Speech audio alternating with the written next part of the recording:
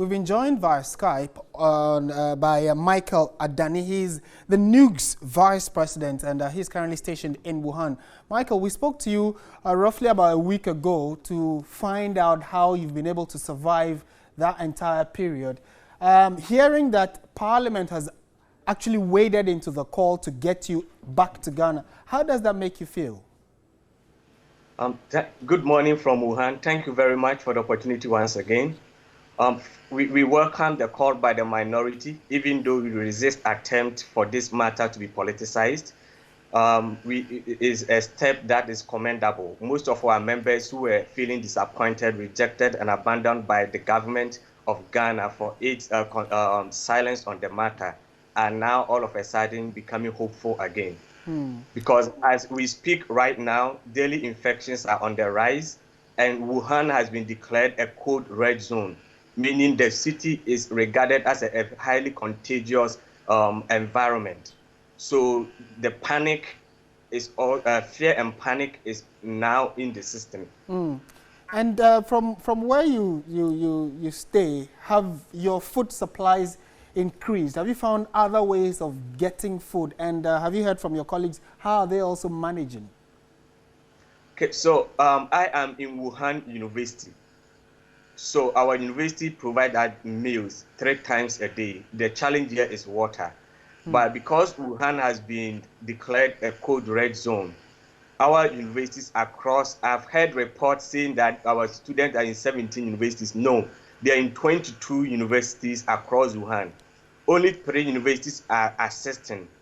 The rest are all under house arrest. So supplies, food supplies and water and other basic necessities are a real challenge. It's a challenge we are working so hard to find a solution to, but there's no solution in sight. So as it stands now, our biggest fear is the threat of being infected, because we have seen that some university campuses are even being used as quarantine sites. That is the reason why authorities have now placed us under house arrest. And they have threatened that if you go out of your dormitory or hostel, you'll be expelled. So the situation is becoming very dangerous as we speak right now. What would happen if, for instance, you cover your nose, wear gloves, probably even wear a hat, and you step out to try and get something? What would happen? Would you be arrested? Is that a new order being given? The new order is that if you do that, you'll be arrested. As we speak, at our university gates and all that, they are in addition to the campus security, they are also police officers enforcing the orders.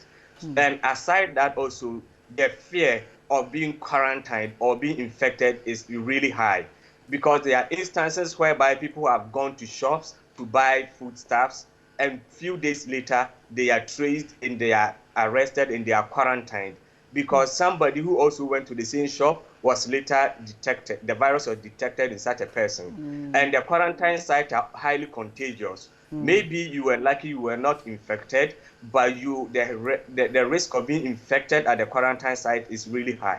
So we don't want all these things to happen. The government has been talking and not acting.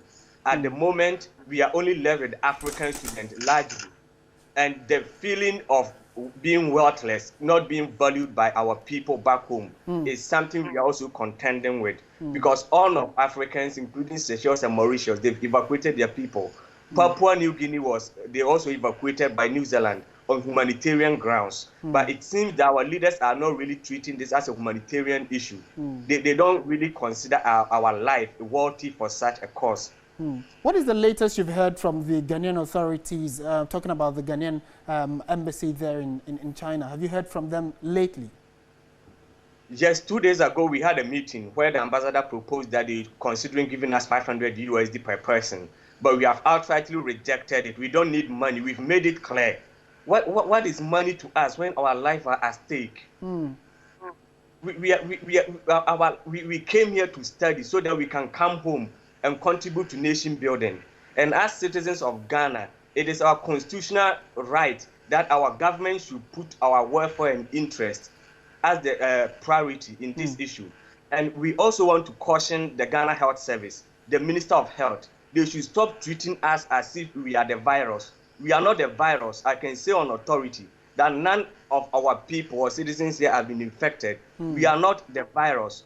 though they should stop talking as if when they evacuate us, they are importing the virus.